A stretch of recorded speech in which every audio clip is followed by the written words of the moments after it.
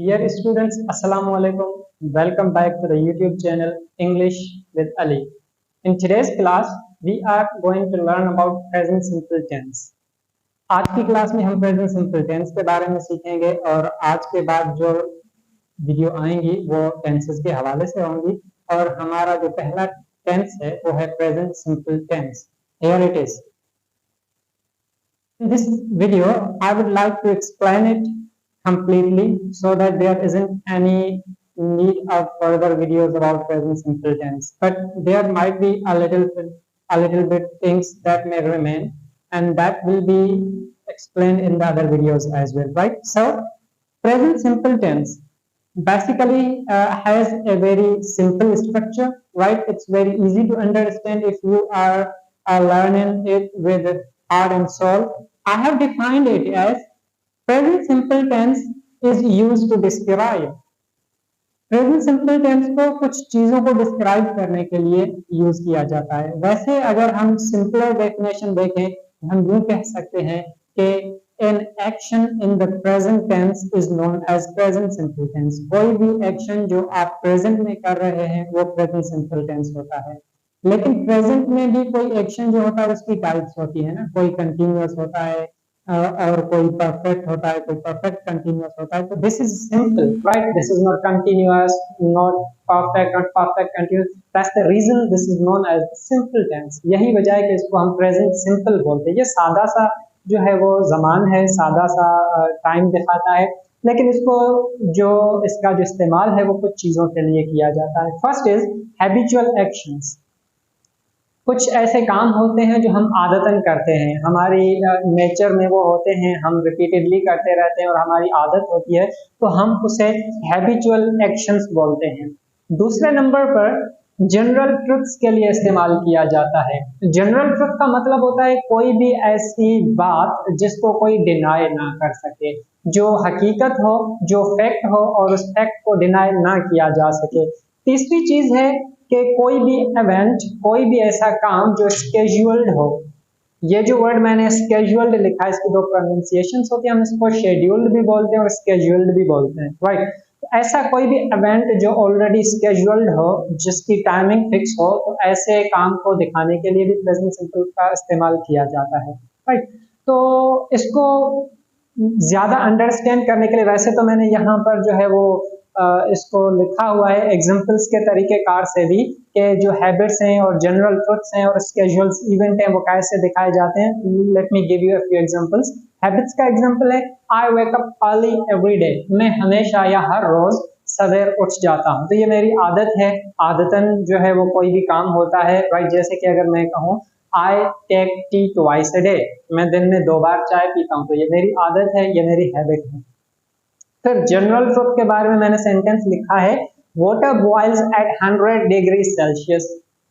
पानी जो है उसको जब आप 100 डिग्री सेल्सियस पर हीट देंगे तो वो उबलना स्टार्ट हो जाएगा. इसको कोई भी डिनाई नहीं कर सकता क्योंकि ये जनरल ट्रुथ है, राइट? तीसरी बात जो मैंने कही है वो स्केड्यूल्ड इवेंट्स हैं. कोई भी ऐसा इवेंट जो शेड्यूल्ड हो, जैसे कि मैं कहूँ कि से फॉर एग्जांपल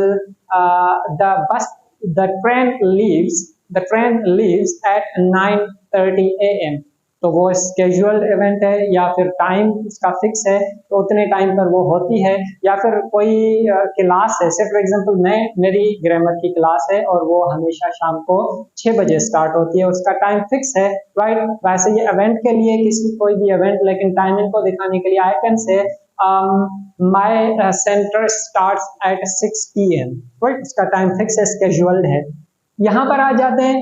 आपको याद होगा कि मैंने आपको बताए थे सेंटेंसेस के टाइप्स या सेंटेंस को हम किस किस तरीके कार से लिख सकते हैं. मैंने आपको बताया था हम पॉजिटिव सेंटेंसेस बना सकते हैं, नेगेटिव सेंटेंसेस बना सकते हैं, इंट्रोगेटिव सेंटेंसेस बना सकते हैं, इंट्रोगेटिव एंड नेगेटिव सेंटेंसेस बना सकते हैं, एम्फैटिक सेंटेंसेस बना सकते हैं.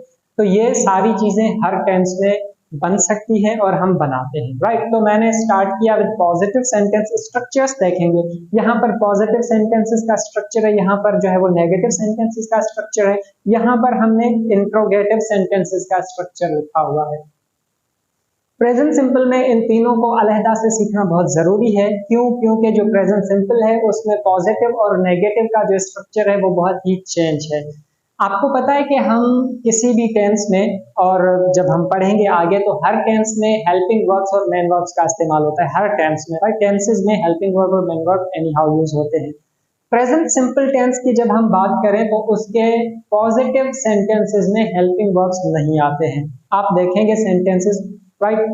लेट अस सी, पॉजिटिव सेंटेंसेस में मैंने लिखा है कि अच्छा, फिर उसके अलावा कॉन्जुगेशन भी है, कौन से सब्जेक्ट के साथ कौन सा वर्ब लगेगा, राइट। इसमें अगर मैं सिंपली आपको ये सारी चीजें बताने से पहले ये बता दूं कि इसके हेल्पिंग वर्ब्स कौन से हैं, तो डू और डज इसके हेल्पिंग वर्ब्स होते हैं। क्योंकि प्रेजेंट में नहीं लगते तो इस यहाँ पर आपको वो नजर नहीं आएंगे। अब आई, वी, यू, दे, जिनको हम सिंपली प्लूरल भी बोलते हैं, राइट, उनके साथ वर्ब की बेस फॉर्म या फर्स्ट फॉर्म लगती है, उसके साथ एडिशनल कोई भी चीज नहीं लगाई जाती। जबकि ही, शी और इट के साथ भी बेस फॉर्म ही लगती है, लेकिन उसके साथ हम इजाफा करते हैं एस या ई एस का।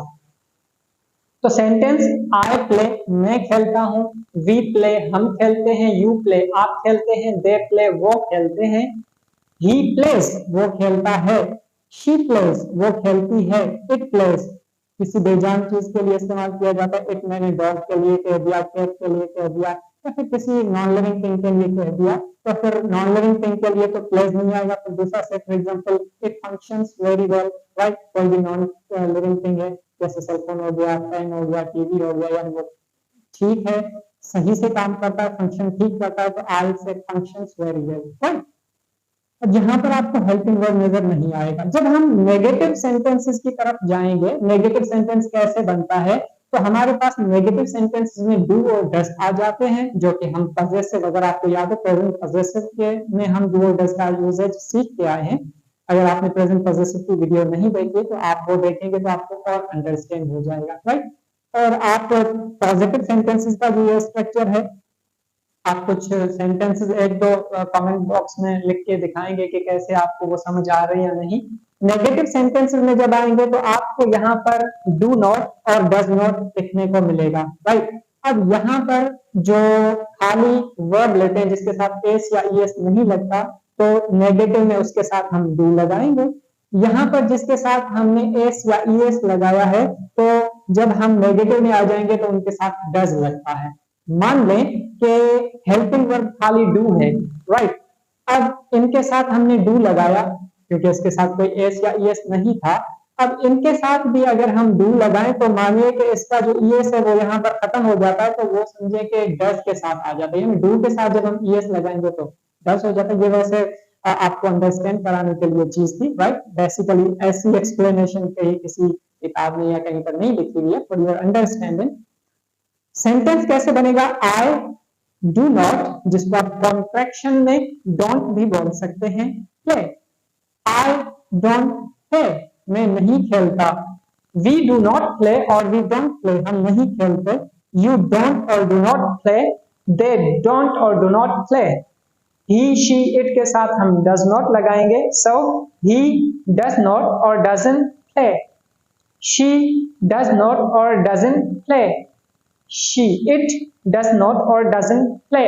अब यहाँ पर अगर आप देखेंगे तो he she it के साथ भी हम play ही लगा रहे हैं, ऊपर हमने plays s लगाया था, तो हम s तब लगाएंगे जब हेल्पिंग वर्ब नहीं होगा, और जब हेल्पिंग वर्ब आ जाएगा तो फिर वो भी बेसिक विदाउट किसी s या es के इस्तेमाल किया जाएगा। Positive structure, negative structure, let's see interrogative structure, right. Structure of interrogative sentences, जो सवालिया सेंटेंसेस होते हैं उनका स्ट्रक्चर कैसे होता है। सवालिया सेंटेंसेस हम ऑलरेडी सीख के आए हैं। तो सवालिया सेंटेंसेस में जो हेल्पिंग वर्ब होता है उसको बाहर लाया जाता है, राइट। तो यहाँ पर अगर आप देखें तो हेल्पिंग वर्ब डू और डज को मैंने बाहर रखा है, सब्जेक्ट से भी पहले रखेंगे उसको। डू आई, वी, यू और दे, फिर आखिर में वर्ब रखेंगे और इंट्रोगेटिव मार्क लगाएंगे। डू आई प्ले, क्या मैं खेलता हूं, डू वी प्ले, क्या हम खेलते हैं, डू दे प्ले, क्या वो खेलते हैं, डस, सिंगुलर्स के साथ हम डस का इस्तेमाल करेंगे, does it play, does he play, does she play, तो कोई भी सिंगुलर सब्जेक्ट होगा वो डज लेगा और प्लूरल होगा तो वो डू लेगा।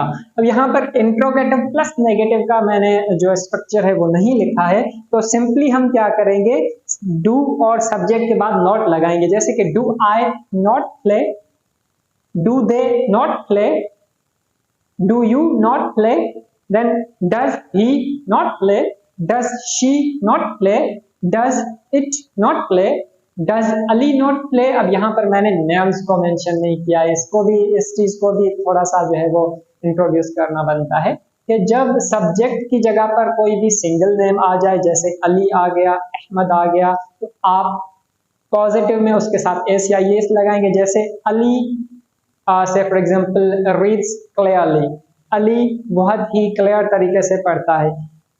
अहमद रन्स फास्ट, अहमद तेज दौड़ता है, रन्स राइट। अब अगर मैं ये कहूं अली एंड अहमद, तो यहाँ पर जो वर्ब आएगा वो प्लूरल वाला आएगा विदाउट एस और e s. Say for example Ali and Ahmed go to school at time, right, तो वो टाइम पर स्कूल जाते हैं।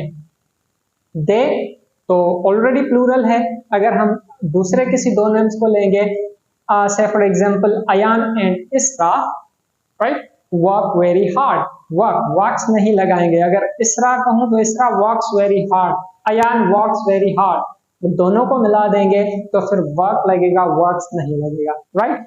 अब इसके अलावा मैं आपको 10 सेंटेंसेस देने वाला हूं जिनमें कहीं पर मेन वर्ब मिसिंग होगा, कहीं पर हेल्पिंग वर्ब मिसिंग होगा, तो वो आप जो है वो एज अ होमवर्क के तौर पे करके दिखाएंगे और फिर आप कमेंट में बताएंगे कि आपको ये जो प्रेजेंट सिंपल था वो डिफिकल्ट लगा या आसान लगा या इसको ज्यादा एलाबोरेट करने की जरूरत है, तो आप मुझे बताएंगे, राइट। अभी इसके बाद में आपको 10 सेंटेंस देता हूं, वो आप नोट कर लें। Okay, students, so this is the exercise where you are given 10 sentences. इस एक्सरसाइज में आपको 10 सेंटेंसेस दिए गए हैं जो आपने एज अ होमवर्क के तौर पे करने, और अगर आप चाहें तो उसको कमेंट बॉक्स में भी जो है वो हल करके आप बता सकते हैं। एक्सरसाइज का पहला सेंटेंस है और जो ऑप्शन है उसको मैंने ब्रैकेट में टू इन्फिनेटिव में रखा है, जब आप उसको यूज करेंगे तो माइंड में रखें उसका टू जो है वो हटा देना है, राइट। बेस्ट फॉर्म जब भी लिखी जाती है तो टू के साथ लिखी जाती है। He dash to go to the gym every morning, right?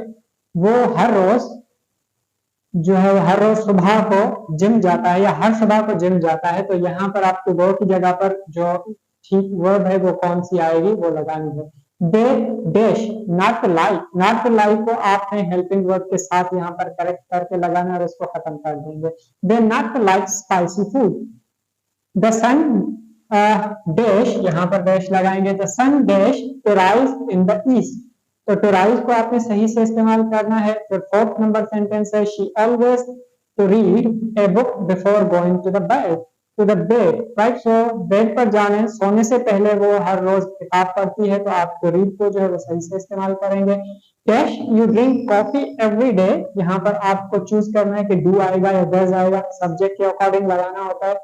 Sixth sentence we dash to play cricket every Sunday, हम हर संडे को क्रिकेट खेलते हैं, तो यहाँ पर आप तो प्ले को सही तरीके से लगाएंगे। My brother dash to study जो है वो यहाँ पर लगेगा, सही से को हटा के उसको आपने एस या ई एस के तौर पर यूज करना है, और ऐसे ही जो आपने बाकी के सेंटेंसेस हैं उनको इस्तेमाल करना है। आप देखें इनको, अगर इसको यूज करते हुए आपको कोई डिफिकल्टी आ रही है या फिर आपके पास कोई ऐसा सेंटेंस है जिसको प्रेजेंट सिंपल टेंस में लिखना है, तो आप पूछ सकते हैं। You are free to ask anything, right. See you in the next class. Thank you so much.